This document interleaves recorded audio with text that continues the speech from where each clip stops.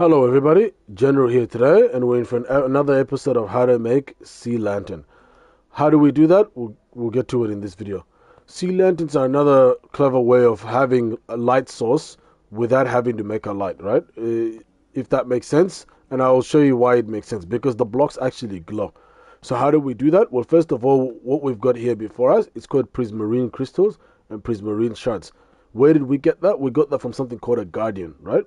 And what it is, it's like it's something that you find in underground, and you have to find like a monument, like a small you find like a small, I don't, fortress is not the right word, but you find like a small monument, like kingdom underwater.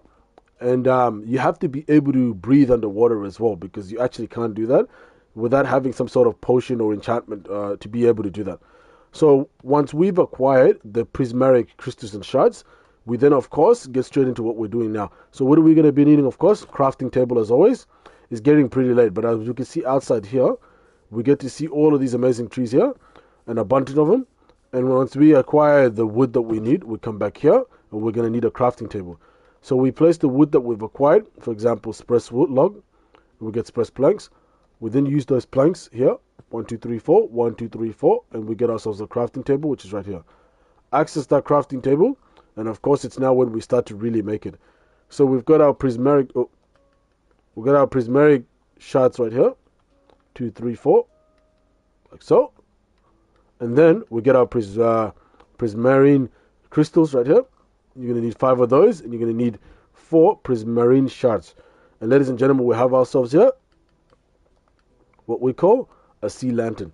So once you come across once you find the monument underwater, and you come across what's called a guardian, actually, that's what you actually have to slay to be able to acquire the shards, the 2 shards which I just showed you, the prismarine and also the prismarine shard and prismarine crystals. Once you slay it, of course, with the sword, that's what you always want to be using something that can obviously help you eliminate the enemy pretty quickly.